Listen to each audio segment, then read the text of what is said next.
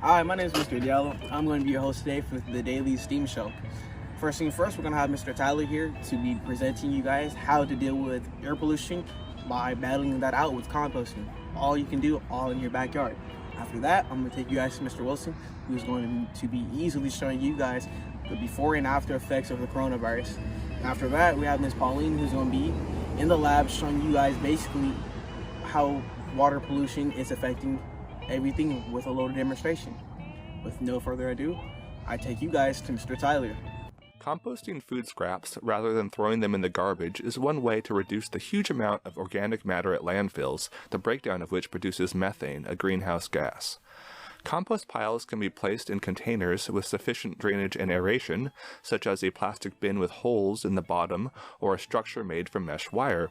You can also just build your pile with no container, but it will trap less heat, which slows the decomposition process. Sometimes unexpected edibles, such as these potato plants, will sprout up on their own. Some people even bury their compost directly in the garden bed without piling it first. Make sure it's deep enough to avoid attracting animal scavengers. Once your food scrap bin is full, this usually takes about a week in my household, put the contents in your compost bin or pile and cover it with leaves, grass, and other plant matter that will break down over a reasonable amount of time. Your food scrap should only include fruits, vegetables, and the manure of herbivores. Meat and dairy will attract unwanted pests. You want the ratio in a bin or pile to be roughly 1 part food scraps to 2 parts leafy plants. By creating layers of food with leafy matter on top, you will trap heat and lead to anaerobic conditions that sustain the microorganisms which begin the composting process. Always wash out your original bin and add water to the compost pile. Chopping the scraps with a shovel increases the surface area on which microorganisms can grow, making the process faster. Make sure the food is completely covered and slightly compressed under the leaves and dirt. Once the pile is about 3 feet high, turn it every few weeks to expose the compost to air and release some heat. After your compost pile becomes well established, it can produce usable compost every 4 to 5 weeks. I use milk crates and large plastic pots to sift the compost from remaining plant matter, rocks, etc. Compost should not be used directly for planting, but rather mixed with garden and potting soil. This will increase the soil's resilience and reduces the need for pesticides and fertilizers. Another benefit of composting is that it reduces unpleasant smells and pests from your kitchen trash. The average American household generates roughly 650 pounds of compostable materials each year. If these 21.5 million annual tons of food waste were composted, it would reduce greenhouse gas emissions equivalent to taking over 2 million cars off the road. Hey, thank you, Mr. Tyler. Appreciate that. On that note, I send you guys off to Mr. Wilson with his breakdown of the coronavirus before and after outbreaks. What's up, ACES? Wilson here. Has the sky seemed clearer to you? This might be because we have a lot less pollution from cars driving and factories running. The one positive of the pandemic is that we really get to see the effects of pollution. Carbon dioxide, nitrogen dioxide, these are some of the pollutants that warms our temperatures and dirties our skies. Let's take a look at pollution in China before and after the government's response to COVID-19. China's nitrogen dioxide levels has lowered dramatically ever since the government's response. The use of vehicles have dropped and the factories have all shut down. Skies here have never been cleaner and the city is even more visible than they've ever been before. Let's look in particular at Beijing. Beijing loves its coal, but once they stop using that coal, we can already see the cleaner skies. What about Cairo, one of the most polluted cities in the world? Well, now it's clean enough that you can see the pyramids in the distance.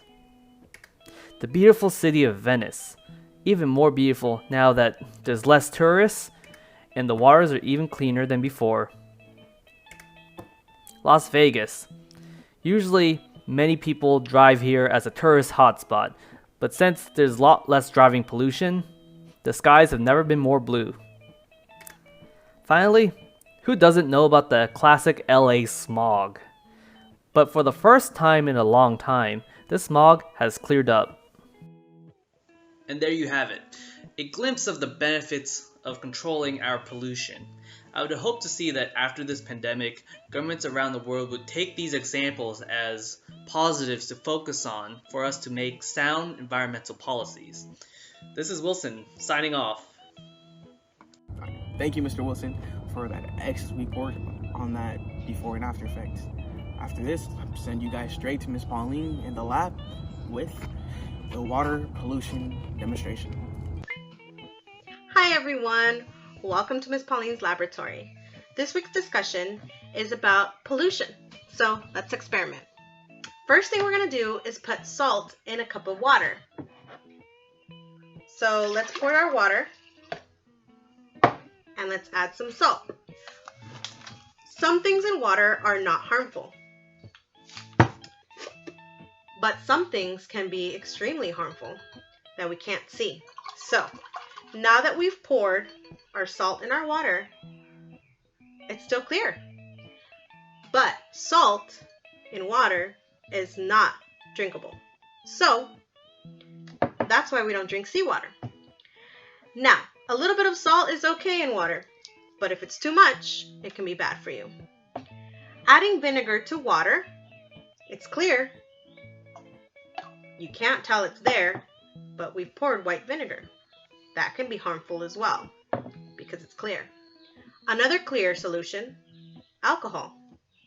We're not going to pour too much because we are conserving it for our first aid kit. So just a tiny bit. It's clear. I can smell it. Whew! But it's still clear. Even though water is clear, it doesn't mean it's safe to drink. Now, one of the biggest pollutants out there is oil. Oil is less dense, so it floats all the way to the top. This is a demonstration of an oil spill, and it's harmful to sea creatures. Now, let's add a plastic bag in there. How about some McDonald's? What about a straw?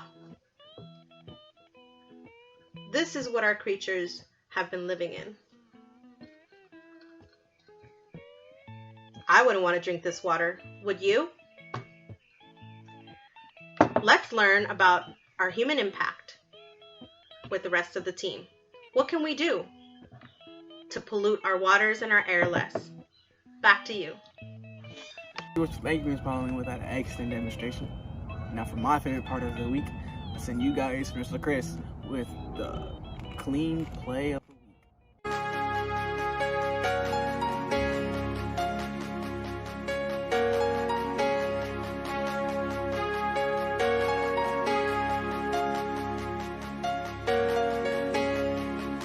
Hands down, that's my favorite part of the week. Always to watch the clean play of the week.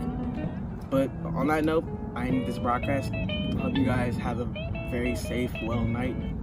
And on top of that, please stay safe in this time. We're all going through a lot of stuff. You guys stay inside, be mindful of your surroundings, air, water-wise, all that stuff. My name is Mr. Diallo. Good night.